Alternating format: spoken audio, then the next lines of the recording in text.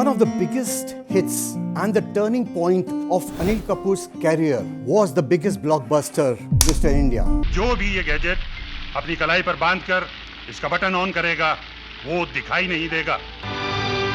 Hello इसे। हाँ।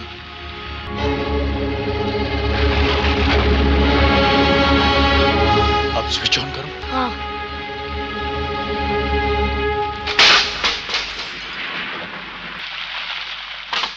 अरे अरुण भैया लाइट तो। अरुण भैया आप कहाँ हैं? मैं यहाँ हूँ जुगल। आप तो बिल्कुल दिखाई नहीं दे रहे।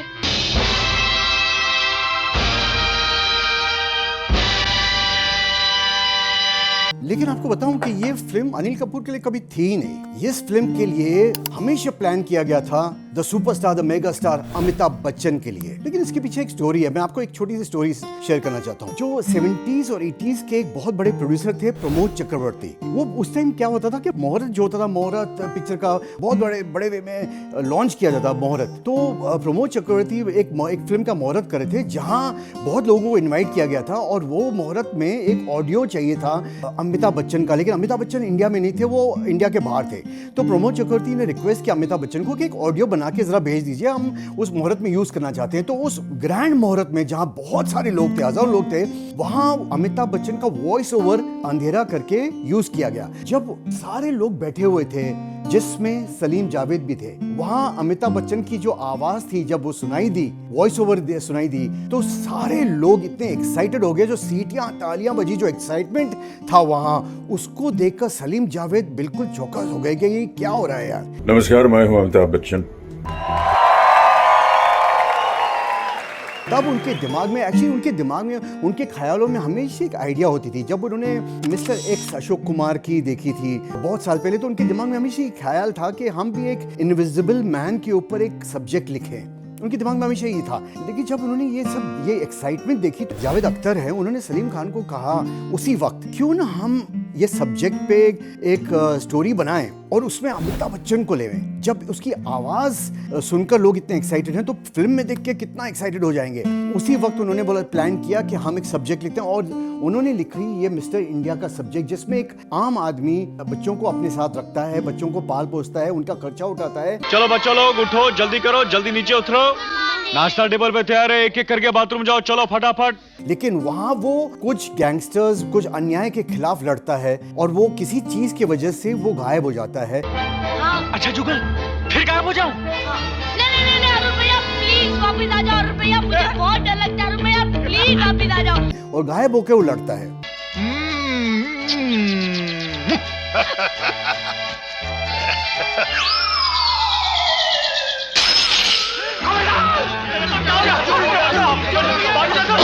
और ये सब्जेक्ट उन्होंने पूरा डेवलप किया और उनको पूरा कॉन्फिडेंस था इस सब्जेक्ट के ऊपर। उन्होंने आपस में ये प्लान भी किया कि क्यों ना हम ये पिक्चर को प्रोड्यूस भी करें, और वो वेट किया उन्होंने अमिताभ को इंडिया आने के लिए। और उनको पूरा भरोसा था, क्योंकि उनको ये यकीन था कि अमिताभ को तो हम नहीं बनाया था, क्योंकि उन्होंने इतनी बड़ी बड़ी ब्लॉकबस्टर्स अमिताभ बच्चन को दी। अमिताभ का कैरियर बनाने में सबसे बड़ा हाथ तो सलीम जावेद का था। तो उनको पूरा भरोसा था कि अमिताभ तो उनका स्टोरी सुन के बिल्कुल हाँ कह देंगे। तो जैसे अमिताभ बच्चन आए, उन्होंने अमिताभ बच्चन के पास गए, उनके घर पे, और उनको ये स्टोरी सुनाई और कहा कि ये सब्जेक्ट है मिस्टर इंडिया का और इसमें आप जो हैं वो हीरो हैं। अमिताभ बच्चन स्टोरी सुनने के बाद उन्होंने कहा कि देखिए सब्जेक्ट तो कॉन्सेप्ट तो ठीक है, लेकिन मैं इसमें काम नहीं करूंगा। ये सलीम जावेद को बहुत शौक लगा कि ये अचानक, बोले ये क्या हुआ, आप ना क्यों कर रहे हैं? बोले इसलिए क्योंकि जो पब्लिक है, जो देश की जनता है, जो लोग हैं, मेरे फैंस हैं, वो मुझे देखना चाहते हैं, वो मुझे विलियंस के साथ लड़ते हुए देखना चाहते हैं। इसमें तो हीरो गायब हो जाता है, वो तो इनविजिबल होकर लड़ता है।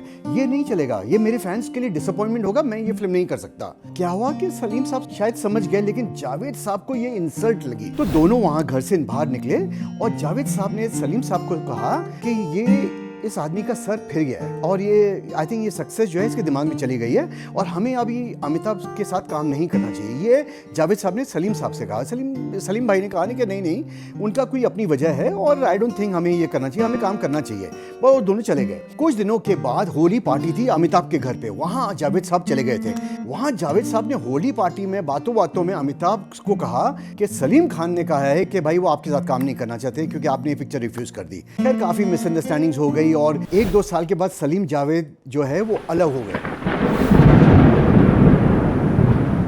और काफी लोग ये कहते हैं कि सलीम और जावेद के जो स्प्लिट अप हुआ था उसकी वजह अमिताभ बच्चन थे। पता नहीं कितना सच है इसमें। चलिए फिर आगे बढ़ते हैं मिस्टर इंडिया के लिए। ये जो सब्जेक्ट है, ये पिक्चर जो है वो बिल्कुल डब्बे में पड़ गई और कुछ साल गुजर गए, लेकिन कुछ साल के बाद बॉनी कपूर बहुत बड़े प्रोड्यूसर बन गए और उन्होंने जो है जावेद को कांटेक्ट किया, जावेद अख्तर से मिले और उन्होंने कहा यार एक ज़बरदस्त मुझे एक सब्जेक्ट चाहिए, मुझे बड़ी पिक्चर बनानी है। तो जावेद भाई ने उनको ये सब्जेक्ट सुनाया मिस्टर इंडिया का और वो बॉनी कपूर को बहुत पसंद आ गया। बॉनी कपूर शेखर कपूर से मिले थे और शेखर कपूर ने उसी वक्त उन्होंने मासूम पिक्चर बनाई थी और मासूम पिक्चर बॉनी कपूर को बहुत पसंद आई। उन्होंने कहा ये डायरेक्टर बहुत ज़बरदस्त है, तो शेखर कपूर को उन्होंने ये साइन कर लिया, बोला ये आप डायरेक्टर हो और ये है सब्जेक्ट मिस्टर इंडिया। अब शेखर कपूर जो है, बॉनी कपूर के दिमाग में ये था कि भाई मुझे अनिल कपूर को एक बड़ा स्टार बनाना है और ये सब्जेक्ट बहुत सही है, लेकिन शेखर कपूर को जैसे ये सब्जेक्ट मिला उनकी पहली पसंद थी राजेश खन्ना। अब उन्होंने कहा कि नहीं हमें तो राजेश खन्ना को साइन करना है। उन्होंने सीधा राजेश खन्ना के पास पहुंच गए सब्जेक्ट लेकर, लेकिन इत्तेफाक देखिए कि राजेश खन्ना ने सब्जेक्ट सुनकर रिफ्यूज कर दिया। राजेश खन्ना का भी यही था कि नहीं यार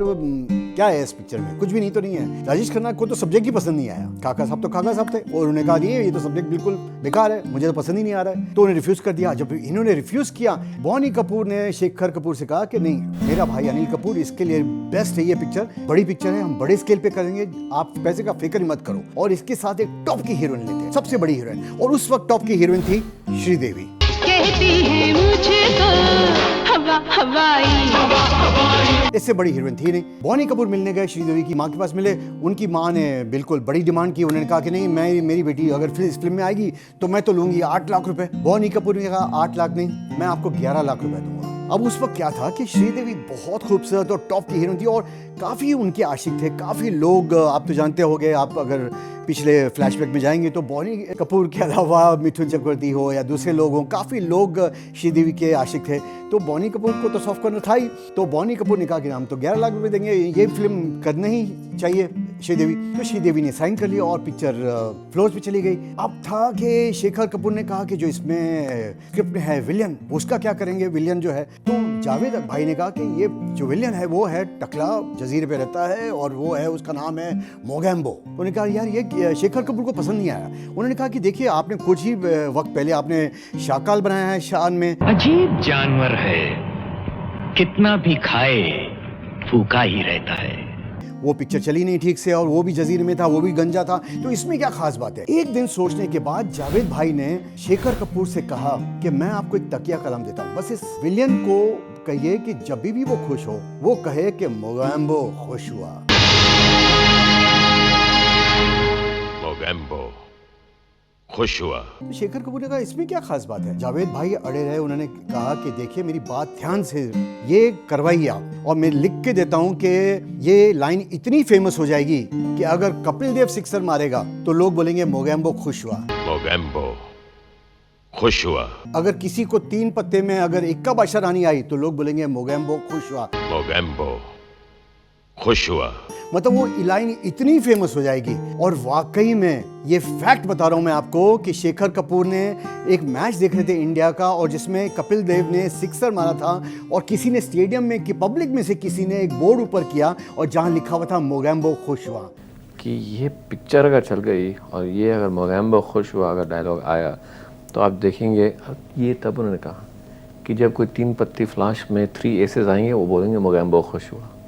जब कोई कपिल देव, उन दोनों में कपिल देव जब छक्का मारेंगे तो लोग कहेंगे मोगैम्बो खुश हुआ।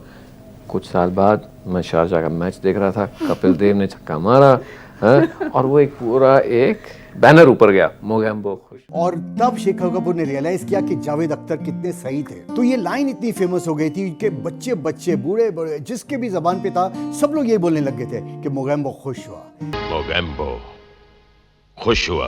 तो ये एक वो उसको कैरेक्टर इतना स्ट्रॉन्ग, इतना पावरफुल हो गया था कि ये मिस्टर इंडिया की one of the cult classic line हो गई थी। उसमें मिस्टर इंडिया के कैरेक्टर्स भी शोले की तरह इतने फेमस हो गए थे। आप अगर याद करो तो मोगैम्बो के 2 खास आदमी थे, वो भी फेमस हो गए थे, डागा और तेजा। शरद सक्सेना और अजीत बच्चानी 2 उसके खास आदमी थे, डागा और तेजा, वो भी फेमस हो गए थे। जिस तरह उसमें कालिया सांबा ये वो थे। तो that is the perfection of a script and the director that even the side characters become famous। आप देखिए वो बच्चों को जो संभालता था, नौकर जो था, कैलेंडर सतीश कौशिक, प्लेबैक सतीश कौशिक। मेरा नाम है कैलेंडर, मैं तो चला किचन के अंदर, बॉल मांगो भैया हाथ जरा जोर के। वो भी इतना फेमस हो गया था, तो एवरीथिंग वाज वेरी परफेक्ट। इस फिल्म का म्यूजिक जो है, म्यूजिक डायरेक्टर थे लक्ष्मीकांत प्यारेलाल, और जितने भी गाने थे इस फिल्म के आप अगर सुनेंगे तो बहुत फेमस हो गए थे। स्पेशली इस फिल्म का जो गाना था काटे नहीं कटते ये दिन, वो इतना फेमस हो गया था। उसको पिक्चराइज भी इतना ब्यूटीफुल वे में किया था, उसकी कोरियोग्राफी इतनी ब्यूटीफुल थी कि लोग जो थिएटर में थे वो मतलब काफ़ी गाने जब आते हैं तो लोग उठ के बाहर जाते हैं, मगर ये गाने में कोई उठ के नहीं गया था, इतना ब्यूटीफुल पिक्चराइज किया गया था। काटे नहीं कटते ये दिन ये रात, कहनी थी तुमसे जो दिल की बात। और जो एक गाना है जिंदगी की यही रीत है, वो भी इतना प्यारा गया है। आज भी लोग उस गाने को अपने घर में अपनी फैमिली के साथ वो गाना जरूर सुनते हैं। जिंदगी की यही रीत है। तो that was the best part. ये पिक्चर बनी थी 2-2.5 करोड़ के बजट में, और इसने वर्ल्ड वाइड ओवर 10-12 करोड़ कमाए, तो it was declared a super hit. ये पिक्चर के कुछ ऐसे फैक्ट्स हैं। एक्चुअली जब मोगैम्बो का मैं बात कर रहा था उस वक्त मैं आपको बताऊं कि इसका शेखर कपूर जिद कर रहे थे कि इस कैरेक्टर के लिए अनुपम खेर को लिया जाए, लेकिन सलीम जावेद का जिद था कि वो जो कैरेक्टर है मोगैम्बो का, उसकी आवाज़ जो है वो हमें बहुत ही गहराई वाली चाहिए, बहुत ही हैवी आवाज़ चाहिए। ये तबाहियां, ये बर्बादियां, ये लूटमार, ये दंगे, ये फसाद, ये हंगामे। इसी वजह से उन्होंने अमरीश पुरी की जिद की और अमरीश पुरी को साइन किया गया था, क्योंकि अनुपम खेर के पास वो आवाज़ नहीं थी और they wanted a very strong voice, and that's why Amrish Puri को साइन किया गया था। और अगर आप देखो एक चीज़ मैं आपको बता रहा हूँ, जो नोट करेंगे आप, इस फिल्म में अनिल कपूर कुछ बच्चों को अडॉप्ट करते हैं, अपने घर पे रखते हैं, उनका खर्चा वर्चा उठाते हैं। ये एक सिमिलैरिटी है। एक फिल्म, बहुत पुरानी फिल्म थी शम्मी कपूर की, ब्रह्मचारी, उसमें भी वेरी सिमिलर थिंग है। उसमें भी शम्मी कपूर कुछ बच्चों को अपने घर पे पालते हैं, उनको संभालते हैं। ये एक सिमिलैरिटी है पुरानी पिक्चर ब्रह्मचारी, क्योंकि ये वो मुर्गी है जो सोने का अंडा देंगी। तुम अंडे भी करती हो? जो आप अगर ध्यान दोगे तो नोट करोगे। मैं फिल्मों का काफ़ी दीवाना हूँ, तो इसलिए कुछ बातें मेरे ध्यान में आ जाती हैं। अच्छा, फिल्म में कुछ फैक्ट्स ऐसे हो जाते हैं जो आप अगर नोट करोगे तो फिल्म में एक कॉकरोच का सीन है। अब वो कॉकरोच का सीन एक्चुअली है इम्पॉर्टेंट, इतना ग्रेट नहीं, मगर वो है कॉकरोच का सीन। अब उस कॉकरोच का शॉट लेते हैं तो कॉकरोच को हिलना नहीं है, लेकिन जब वो शॉट स्टार्ट करते हैं कॉकरोच हिलने लग जाता है। वो रियल कॉकरोच है, वो रियल कॉकरोच उन्होंने यूज़ किया। अब वो कॉकरोच हिलने लग जाता था तो शॉट हो ही नहीं रहा था, तो शेखर कपूर ने अपना दिमाग यूज़ किया और कॉकरोच को रख के उसके आसपास उन्होंने रम के छींटे लगा दिए थे। अब वो कॉकरोच जो है रम के छींटों की वजह से उस नशे में आ गया था, और रम नशे की वजह से वो कॉकरोच वहाँ से हिला नहीं और वो शॉट टेक किया गया था। तो ये छोटी छोटी कुछ फैक्ट्स हैं शूटिंग के टाइम की, जो आप अगर ध्यान दोगे तो आपको पता चलेगा। इस फिल्म के बच्चे अगर आप ध्यान दो, बच्चों में ध्यान दो, तो 3 बच्चे जो हैं वो आज बड़े बड़े सेलिब्रिटीज़ बन चुके हैं। जैसे एक है अहमद खान, जो आज बहुत बड़ा कोरियोग्राफर डायरेक्टर बन चुका है। अहमद खान जिसने recently welcome to the jungle बनाई। एक है आफ्ताब शिरदसानी, जो भी वेलकम टू द जंगल में बड़े हीरो हैं। और तीसरे है करण नाथ, जिसकी 1-2 पिक्चरें भी आके चली गई, वो भी इसी बच्चों में, इसी ग्रुप बच्चों में से एक है। मिस्टर एक्स से इंस्पायर्ड थी पूरी, उनके दिमाग में था। और इस फिल्म को अगर आप देखोगे स्टार्टिंग में, तो इस फिल्म को डेडिकेट किया गया है गीता बाली को। ध्यान दीजिए स्टार्टिंग में, this film is dedicated to Geeta Bali. I think 2008 में बॉनी कपूर ने मिस्टर इंडिया का सीक्वल भी अनाउंस किया था 2008 में, और ये भी कहा गया था कि बॉनी कपूर के इसमें सलमान खान लूँगा और ये करूँगा 2008 में, लेकिन वो पिक्चर कभी टेक ऑफ ही नहीं हुई। वो पिक्चर आज तक कभी नहीं सुनाई दी वो, लेकिन ये अनाउंस कि मिस्टर इंडिया का सीक्वल है और ये सब करेंगे। शेखर कपूर को तो उसके बाद में उन्होंने एक फिल्म बनाई थी बैंडिट क्वीन, जो कि बहुत क्रिटिकली अक्लेम फिल्म थी। उसमें काफ़ी अवार्ड्स मिले शेखर कपूर को, और उसके बाद उनको हॉलीवुड से बहुत ऑफर्स आए। उन्होंने बहुत बड़ी बड़ी फिल्में बनाई, जैसे एलिजाबेथ है और पैसेज है, और बहुत सारी फिल्में बनाई। सबसे बड़ी बात है कि अचानक शेखर कपूर बॉलीवुड को छोड़ के चले गए और कुछ फिल्मों को आधे में छोड़ के चले गए, जैसे रूप की रानी, चोरों का राजा, प्रेम, बरसात पिक्चर भी उनकी थी, वो सब छोड़ के चले गए। तो रूप की रानी, चोरों का राजा अगर आप देखो तो, क्योंकि उस पिक्चर में ये जो पिक्चर है मिस्टर इंडिया, उसमें जो कैलेंडर का रोल सतीश कौशिक कर रहे थे, वो उनको असिस्ट कर रहे थे डायरेक्शन में। तो रूप की रानी, चोरों का राजा को पूरा डायरेक्शन जो है बाकी का, वो सतीश कौशिक ने किया था। इवन प्रेम को भी सतीश कौशिक ने डायरेक्ट किया था। तो लेकिन इत्तेफाकन दोनों पिक्चरें नहीं चली, लेकिन ये फैक्ट है कि फिर शेखर कपूर हॉलीवुड के डायरेक्टर बन गए। मुझे तो ऐसा लगा कि इस फिल्म में बेस्ट बात जो थी वो थी श्रीदेवी का परफॉर्मेंस एज हवा हवाई, जो उनका गाना है वो भी इतना फेमस हो गया, उनको काफी लोग फेमस भी करने लगे एज हवा हवाई।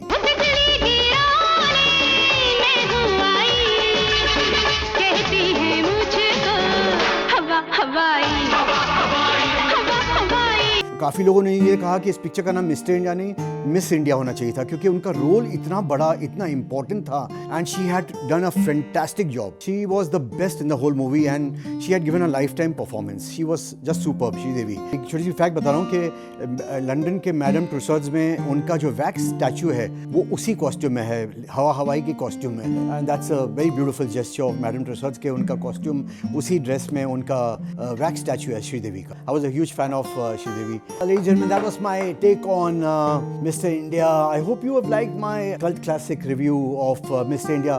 और बहुत सी पिक्चरें हैं लेकिन मैं बाद में एक एक करके रहूँगा। उम्मीद है आपको ये अच्छा लगा होगा, लेकिन अगर कुछ गलती होगी तो मुझे माफ़ कीजिएगा। अगर अच्छा लगा हो तो प्लीज़ लाइक, सब्सक्राइब और शेयर भी कीजिए अपने दोस्तों के साथ जिन्होंने मिस्टर इंडिया नहीं देखी है, तो उनको बोलिए देखने के लिए, क्योंकि ये बहुत ज़बरदस्त पिक्चर है और आपको देखनी चाहिए ऐसी पिक्चरें। तो मैं चलता हूँ, फिर मिलते हैं फिर दूसरे नेक्स्ट कल्ट क्लासिक के साथ। कुछ ऐसी भी क्लासिक्स थी। Thank you so much. This is Sunil B signing off, और कुछ भी बोलते हैं। Thank you so much. Mogambo खुश हुआ।